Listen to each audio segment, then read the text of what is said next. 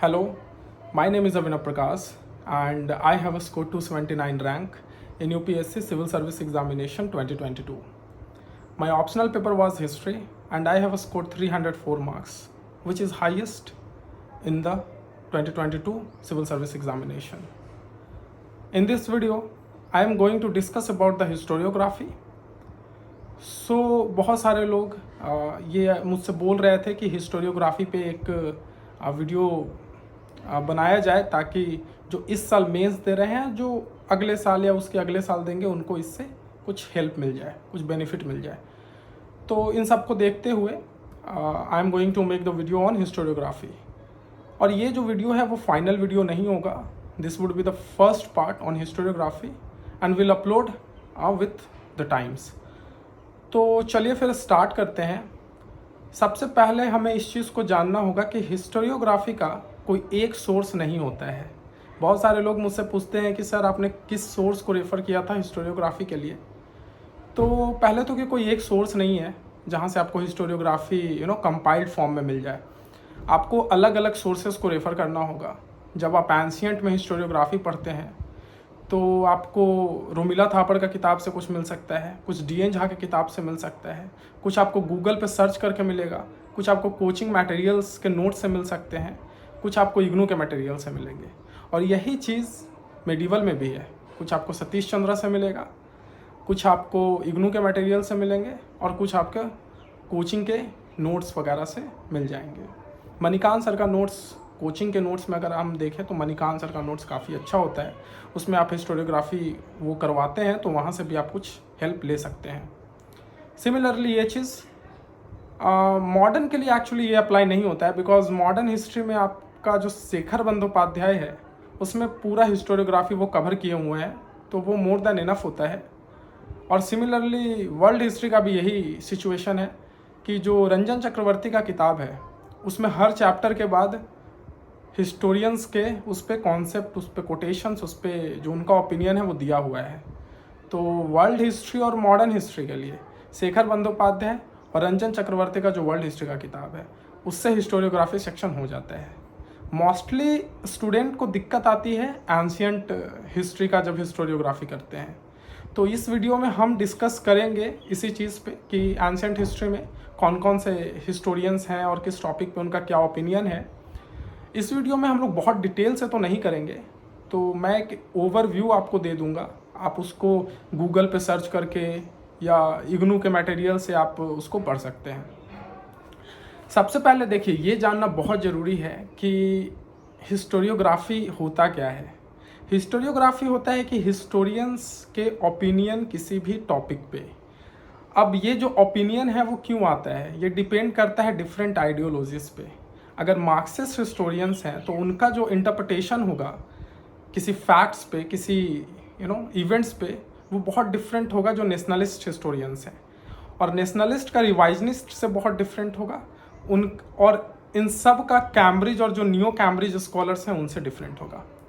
तो पहले तो आपको ये जानना है कि ओरिएंटलिस्ट कौन कौन से हैं, यूटिलिटेरियंस कौन कौन से हैं, नेशनलिस्ट कौन से हैं, मार्क्सिस्ट कौन कौन हिस्टोरियंस को कहते हैं और रिवाइजनिस्ट। तो जब हम पढ़ते हैं ओरिएंटलिस्ट, तो ओरिएंटलिस्ट ऐसे लोग थे, इनको हिस्टोरियंस तो नहीं कह सकते हैं, कह भी सकते हैं कि ऐसे स्कॉलर्स थे जो इंडियन कल्चर्स को बहुत ग्लोरीफाई करते थे। जैसे कि विलियम जॉन्स हो गए, हेनरी कोलब्रुक्स हो गए, या चार्ल्स विल्किंस हो गए, कनिंघम हो गए। सिमिलरली यूटिलिटेरियंस कौन थे, तो आप शेखर बंदोपाध्याय जब आप पढ़ेंगे तो आपको डिटेल में पता चलेगा कि यूटिलिटेरियंस कौन थे। तो इसमें जेरेमी बेंथम हो गए, जेम्स मिल हो गए, जे.एस. मिल हो गए। अब जेम्स मिल इसमें है, उन्होंने ही जो इंडियन हिस्ट्री का पीरियड का जो कैटेगराइजेशन है ना, कि एंशियंट हिस्ट्री और हिंदू पीरियड, मुस्लिम पीरियड और British period, modern period, Hindu period, Muslim period और मॉडर्न पीरियड, इस टाइप से कैटेगराइज किए हैं। तो ये जो एंशियंट टाइम था उसको बोलते हैं कि ये हिंदू पीरियड है, और जो मेडिवल पीरियड था उसको मुस्लिम पीरियड बोलते हैं। तो ये एक्चुअली इन लोग का जो एक पॉलिसी था डिवाइड एंड रूल का, उसी को ये कंटिन्यू कर रहे होते हैं इस पीरियोडाइजेशन में। देखिए ये क्या कहना चाह रहे हैं कि जब एंशियंट टाइम में हिंदू किंग्स होते थे तो बहुत ही हम लोग प्रोस्पेरस थे, फिर मुस्लिम इन्वेजन हुआ, फॉरेन इन्वेजन हुआ, और मुस्लिम पीरियड आ गया, और हम देखते हैं कि कैसे यहाँ पे एक स्टैग्नेंसी आया, ग्रोथ रुक गया, और फाइनली ब्रिटिश आया और वो आपको इन लोगों से बचाया, मुस्लिम लोग से बचाया। तो इस तरह से वो डिवाइड एंड रूल का पॉलिसी जो इनका था उसी को ये कंटिन्यू कर रहे होते हैं। तो जो मार्क्सिस्ट स्कॉलर्स हैं वो इस पीरियडाइजेशन को एक्सेप्ट नहीं करते हैं और इसको कम्प्लीटली हम लोग रिजेक्ट करते हैं। जैसे रोमिला थापड़ हो गई, उनका कहना है कि ऐसा कोई कैटेगराइजेशन नहीं था हिंदू मुस्लिम मॉडर्न। उन्होंने एंशियंट पीरियड, मेडिवल पीरियड और मॉडर्न पीरियड को इकोनॉमिक बेसिस पे कैटेगराइज किया कि जब तक फ्यूडलिज्म से पहले वाला जो पीरियड है उसको एंशियंट, फ्यूडलिज्म आ जाने के बाद हम देखते हैं कि मेडिवल पीरियड को उन लोग कंसिडर कर लेते हैं, और 18th सेंचुरी के बाद से हम लोग मॉडर्न पीरियड को करते हैं। बाद में इसको भी, इस पीरियडाइजेशन को भी टू एन एक्सटेंट क्रिटिसाइज करते हैं रिवाइजनिस्ट स्कॉलर। तो आप इस पे भी क्वेश्चन आ जाता है कि जो जेम्स मिल का पीरियडाइजेशन है, इस पे क्वेश्चन आ जाएगा कि आपको क्या लगता है, आपका क्या ओपिनियन है। तो वो एक्चुअली आपका ओपिनियन नहीं, वो मार्क्सिस्ट स्कॉलर्स के ओपिनियन, रिवाइजनिस्ट का ओपिनियन, नेशनलिस्ट स्कॉलर्स का ओपिनियन जानना चाहते हैं कि आप, वो लोग क्या, कैसे इस चीज़ को देखे हैं, उनका क्या ओपिनियन था इस पीरियडाइजेशन जो जेम्स मिल ने किया है इंडियन हिस्ट्री का। तो नेशनलिस्ट जो हैं वो आते हैं RC Majumdar, AS Altekar, professor Hemchandra Ray Chaudhuri, और ये जो नेशनलिस्ट स्कॉलर हैं इन्होंने भी जेम्स मिल के पीरियडाइजेशन को रिजेक्ट कर दिए थे। फिर मार्क्सिस्ट स्कॉलर हैं DD Kosambi, RS. Sharma, DN. Jha, VNS. Yadav. अब बात करते हैं रिवाइजनिस्ट स्कॉलर। तो रिवाइजनिस्ट स्कॉलर हैं डी.के. चक्रवर्ती, बी.डी. चट्टोपाध्याय, रणवीर चक्रवर्ती। तो ये एक बेसिक आइडिया आपको पता होना चाहिए कि नेशनलिस्ट कौन है, मार्क्सिस्ट कौन है, ओरिएंटलिस्ट कौन है, रिवाइजनिस्ट कौन है। अब हम टॉपिक वाइज देखेंगे कि इस पे कौन से हिस्टोरियंस का क्या ओपिनियन है, क्या इंटरप्रिटेशन है। तो सबसे पहले हड़प्पा है, क्योंकि मेगालिथिक वगैरह में उतना हिस्टोरियोग्राफी का मतलब है बट उस टाइप से नहीं है, और ना ही क्वेश्चन उस टाइप से पूछता है। मेगालिथिक वगैरह पे मोस्टली क्वेश्चन होता है उसके सबसिस्टेंस पैटर्न पे, लाइफ स्टाइल पे। तो वो आपको, तो वहाँ पे आपको बहुत सारे सोर्सेज को कोट करना होगा कि बुड्ढी हल में ये मिला, ये इस टाइप का रिचुअल्स वहाँ प्रैक्टिस देखने को मिलता है, इस टाइप का क्रॉप ग्रो होता है, तो इससे हम कह सकते हैं कि उनका सबसिस्टेंस इकोनॉमी था, सरप्लस प्रोडक्शन नहीं होता था। अब सरप्लस प्रोडक्शन नहीं है तो ट्रेड भी नहीं हो पाएगा, ट्रेड नहीं हो पाएगा तो टाउन डेवलप ये सब नहीं हुआ। तो इस टाइप से वहाँ लिखना होता है, उसमें आप देख सकते हैं, लेकिन उसमें आज सच हिस्टोरियंस का कोई खास हम लोग यूज़ नहीं हो पाता है। तो हड़प्पा में जो सबसे पहला हिस्टोरियोग्राफी वाला टॉपिक है वो है ओरिजिन। अब डिबेट क्या चलता है कि दो टाइप का है, कि कुछ लोग बोलते हैं कि ये मेसोपोटामियन ओरिजिन है, थ्योरी ऑफ मेसोपोटामियन ओरिजिन। इसको डिफ्यूज़न थ्योरी भी बोलते हैं, डिफ्यूज़न थ्योरी, जिसको दिए हैं Gordon, Kramer and Mortimer Wheeler. ये 3 हिस्टोरियंस हैं, ये बेसिकली ब्रिटिश स्कॉलर्स हैं, ब्रिटिश हिस्टोरियंस हैं, गॉर्डन, क्रामर और मॉर्टिमर व्हीलर। इनका है डिफ्यूजन थ्योरी। अब इनमें भी कुछ वेरिएशन है। जो गॉर्डन और क्रामर है वो कहते हैं कि मेसोपोटामिया से लोग माइग्रेट होकर हड़प्पा में आए और यहाँ पे उस कल्चर को वो अपने साथ लेके आए, जिस वजह से हड़प्पा का ग्रोथ हुआ, हड़प्पा का डेवलपमेंट हुआ और हड़प्पा एक सिविलाइजेशन बना। लेकिन जो मॉर्टिमर व्हीलर हैं वो भी ये एग्री करते हैं डिफ्यूज़न थ्योरी में, लेकिन वो बोलते हैं कि माइग्रेशन ऑफ पीपल नहीं हुआ, इम्पोर्ट ऑफ आइडिया हुआ। वहाँ से जब ट्रेड होता था तो वहाँ से हम आइडिया को इम्पोर्ट किए और वैसा ही हम यहाँ पे करना स्टार्ट किए, ग्रोथ उसी टाइप के मेसोपोटामिया में जैसे चीज़ें होता था वैसे हम यहाँ पे करना स्टार्ट किए और फाइनली एक हड़प्पा सिविलाइजेशन बना। और इसके फेवर में बहुत सारे वो पॉइंट्स देते हैं कि कैसे यहाँ पे हम सेग्रीगेशन देखते हैं, जो सीटाडेल और लोअर टाउन का सेग्रीगेशन है। सीटाडेल में जो फॉरेन लोग थे, जो बाहर से आए थे, वो रहते थे और लोअर टाउन में यहाँ के इंडिजीनियस पीपल रहते थे। तो इस टाइप से वो पॉइंट प्रूव करने का कोशिश करते हैं। लेकिन जो रिवाइजनिस्ट स्कॉलर हैं जैसे डी.के. चक्रवर्ती हो गए, वो इस थ्योरी के कम्प्लीटली रिजेक्ट कर देते हैं और वो देते हैं ग्रेजुअल इवोल्यूशन थ्योरी। वो बोलते हैं कि नहीं, मेसोपोटामिया से ना इंपोर्ट हुआ पीपल का, ना ही माइग्रेशन हुआ पीपल का, और ना ही आइडिया का इंपोर्ट हुआ, बल्कि ग्रेजुअल इवोल्यूशन है। हड़प्पा सिविलाइजेशन बनने से पहले यहाँ पे एक छोटा छोटा ऐसे सेटलमेंट्स हुआ करता था। लोग यहाँ पे फ्लड को कंट्रोल करने का टेक्निक सीखें। जब फ्लड कंट्रोल हुआ तो एग्रीकल्चर हुआ, एग्रीकल्चर बहुत अच्छे तरीके से हुआ, प्रोडक्टिविटी बढ़ा तो एग्रेरियन सरप्लस हुआ। जब सरप्लस हुआ तो उस बाटर सिस्टम था, तो एग्रेरियन सरप्लस को दिया गया टाउन में। टाउन में क्राफ्ट्स और जो क्राफ्ट्स थे वो क्राफ्ट्समैन का ग्रोथ हुआ, बहुत क्राफ्ट बनाए गए। फिर उससे उसका ट्रेड हुआ मेसोपोटामिया और दूसरे दूसरे जगह, ओमान और ये सब जगह पे ट्रेड हुआ। तो एक पूरा जब ट्रेड हुआ तो एक मतलब मनी का फ्लो हुआ और टाउन बनना स्टार्ट हुए। तो इस तरह से over the course of time एक बहुत ही सिविलाइज्ड सोसाइटी, एक सिविलाइज्ड मतलब सोसाइटी बना, जिसको हम हड़प्पा सिविलाइजेशन बोलते हैं। तो ये बहुत ही स्टार्टिंग से नियोलिथिक से फिर थोड़ा ग्रोथ हुआ धीरे धीरे धीरे, प्री हड़प्पा, फिर mature Harappa and then later phase, जिसमें डिसइंटीग्रेट करता है बाद में। तो उस पर भी अब हम देखेंगे। तो ये है, इस पर आप डिटेल में जाके देखिएगा, डिफ्यूजन थ्योरी और थ्योरी ऑफ ग्रेजुअल इवोल्यूशन। अब जो दूसरा हड़प्पा में डिबेट आता है वो है डिक्लाइन के ऊपर, कि डिक्लाइन क्या रीज़न था हड़प्पा सिविलाइजेशन का डिक्लाइन का। तो इस पे जो मॉर्टिमर व्हीलर हैं वो आर्यन इन्वेजन थ्योरी देते हैं, और वो जो मोहनजोदारो में कुछ स्केल्टन्स हम लोग को एक जगह पे मिला है, और ऋग्वेद में भी कुछ हरियुप्पा करके टर्म है, तो वो इसको बेस बना के बोलते हैं कि आर्यन इन्वेजन किया और इस वजह से इन लोग के बीच कॉन्फ्लिक्ट होता है और हड़प्पा डिसइंटीग्रेट कर गया। लेकिन जो एस.आर. राव हैं और जॉन मार्शल हैं वो बोलते हैं कि नहीं, थ्योरी ऑफ फ्लड वो देते हैं कि यहाँ पे बहुत ही टेक्टोनिक फ्लड आया, टेक्टोनिक फ्लड, ऐसा फ्लड आया जो पूरा हड़प्पा को कम्प्लीटली तबाह कर दिया। एम.आर. शाहनी जो हैं वो बोलते हैं कि थ्योरी ऑफ टेक्टोनिक मूवमेंट, कुछ यहाँ पे टेक्टोनिक प्लेट्स का अपहिवल के कारण लोग ये डिसइंटीग्रेट हो गया।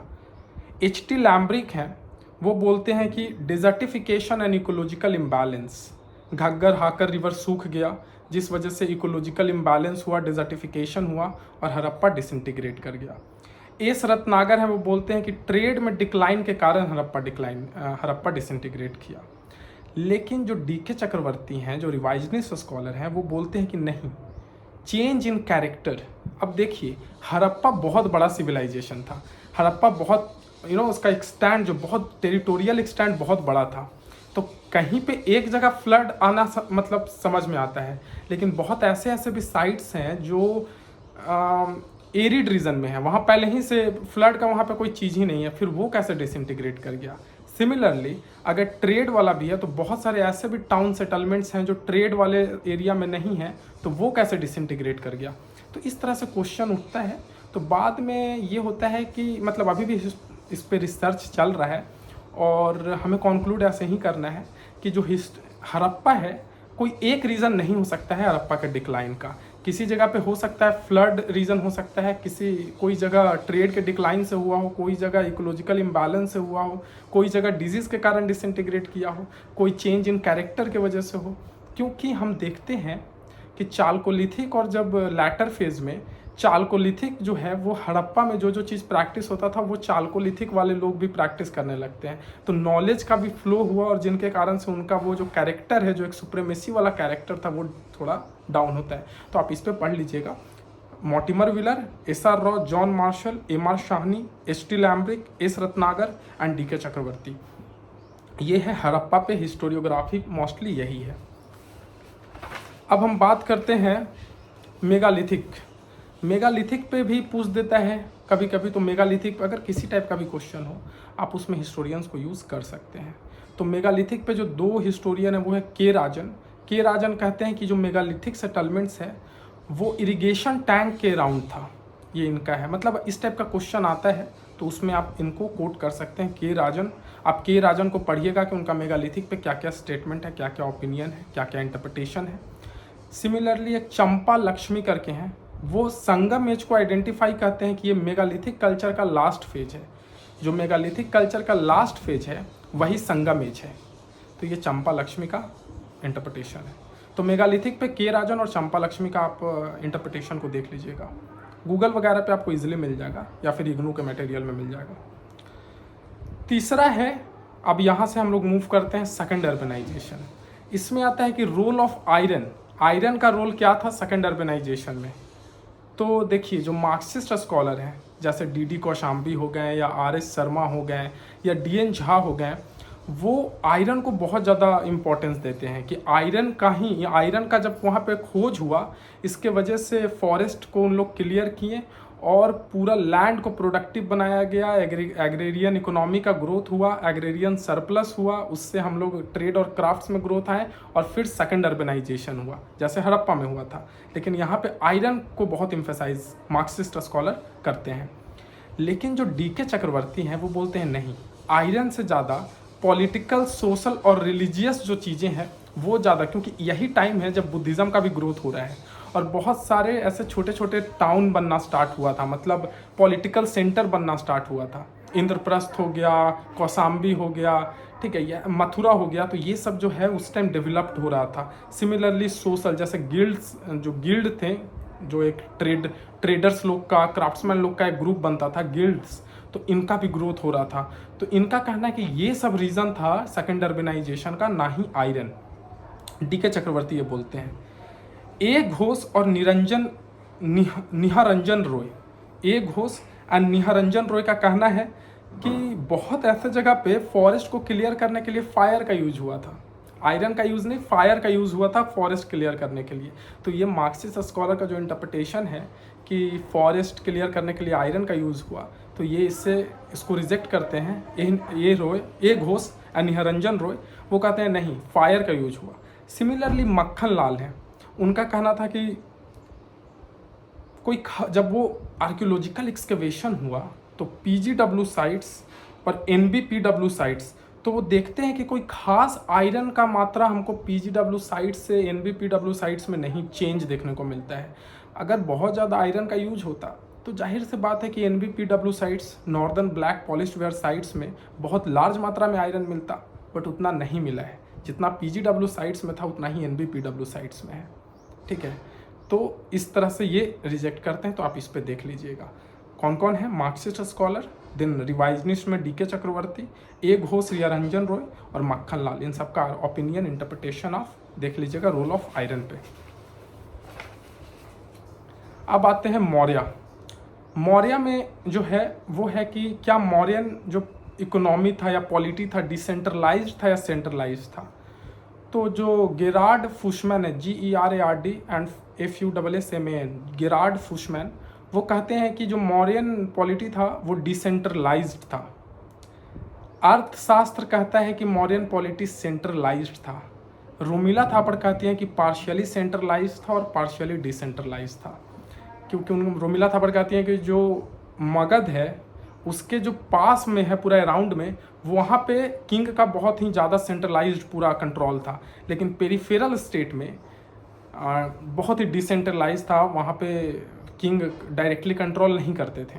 तो आप इनका इंटरप्रिटेशन देखिए। अगर यहाँ पे मैं डिटेल में बनाऊंगा तो बहुत लंबा वीडियो हो जाएगा, इसीलिए मैं हिस्टोरियंस का नाम और उनका दे रहा हूँ। आप इनको गूगल पे सर्च करके, इग्नू के मटेरियल में सर्च करके आप आराम से देख सकते हैं, इनका पूरा पढ़ सकते हैं जो पेपर है या इनका जो इंटरप्रिटेशन है। तो आप ये देख लीजिएगा। अब आता है कि मौर्य का डिसइंटीग्रेशन के ऊपर। तो रोमिला थापड़ कहती हैं कि कोर्ट पॉलिटिक्स मेन रीज़न था मौर्य के डिसइंटीग्रेशन पे।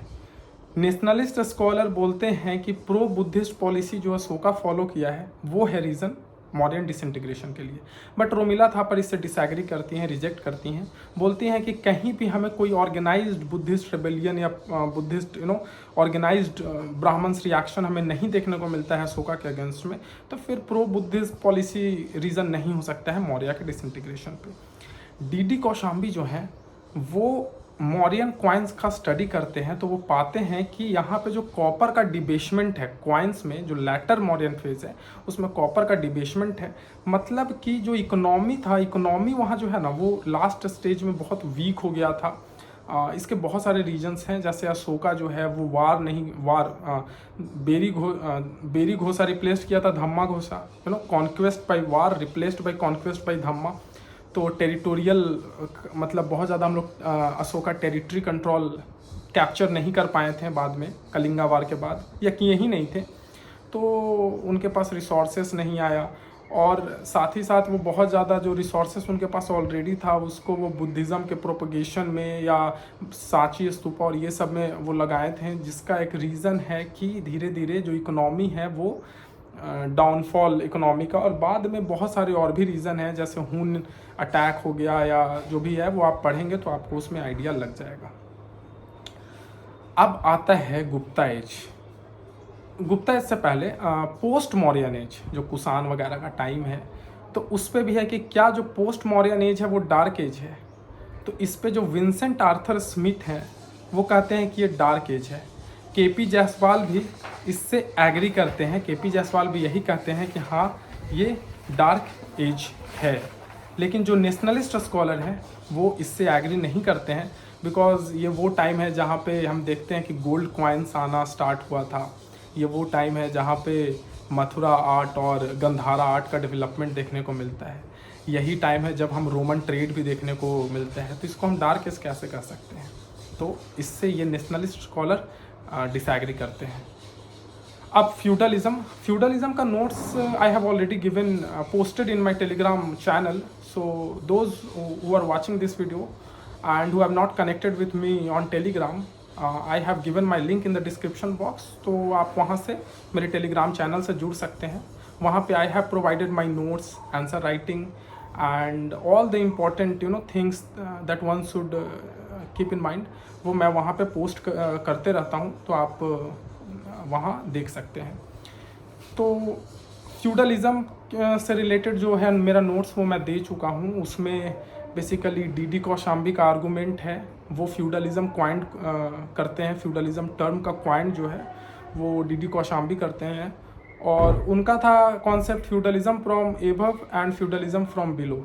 इसका मतलब है कि जैसे फ्यूडलिज़म है तो वो कहते हैं कि राजा जो है वो ऊपर से फ्यूडलिज़म को इम्पोज कर रहे हैं, और एक फ्यूडलिज़म नीचे से, जो वैसल जो उनके होते थे, जो छोटे छोटे फ्यूडेटरीज होते थे, वो नीचे से फ्यूडलिज़म इम्पोज। तो feudalism from above and feudalism from below, मतलब लैंड ग्रांट्स दे, राजा लैंड ग्रांट्स दिए, उससे बहुत सारे फ्यूडेटरी का डेवलपमेंट हुआ और इससे फ्यूडलिज़म आया। और दूसरा था कि जब राजा वीक हो जाता था तो बहुत सारे ऐसे जो लोकल चीफ्टेंस थे वो एक सेपरेट अपना होने लगते थे, तो मतलब फ्यूडलिज़म फ्रॉम बिलो। तो जब सेंटर कमज़ोर हुआ तो जो पेरीफेरल में जो लोकल चिफ्टेंस हैं वो बहुत पावरफुल हो जाते थे, और एक वो पूरा फ्यूडल चीज़ें सेटअप स्टार्ट हो जाता था। तो ये बट आर एस शर्मा इससे एग्री नहीं करते हैं, और आर एस शर्मा इस बाइफर्केशन को रिजेक्ट कर देते हैं, और वो सिंपली बोलते हैं इट्स अ इंडियन फ्यूडलिज़म, जो कम्प्लीटली डिफरेंट है जो और जगह के वर्ल्ड में, जैसे यूरोप का जो फ्यूडलिज़म है वहाँ पे बहुत डिफरेंट सिस्टम था फ्यूडलिज़म का। तो Indian feudalism is very different from the European feudalism, ठीक है। बट आर एस शर्मा को फिर डी सी सरकार और B D Chattopadhyaya completely reject करते हैं, बट आर एस शर्मा फिर उनको रिप्लाई करते हैं 10-15 साल बाद, और वो समझाते हैं कि क्या उनका इंडियन फ्यूडलिज़म का मीनिंग है। तो ये जो पूरा डिबेट है फ्यूडलिज़म पे, वो आपको इग्नू का जो मटेरियल है फ्यूडलिज़म पे, वो आपको वहाँ पे बहुत अच्छे वे में मिल जाएगा, आप उसको रेफ़र कर सकते हैं। तो आज के लिए इतना ही, बाकी जो इसके आगे का जो हिस्टोरियोग्राफी वाला सेक्शन है वो हम लोग पार्ट 2 में देख लेंगे। Thank you so much.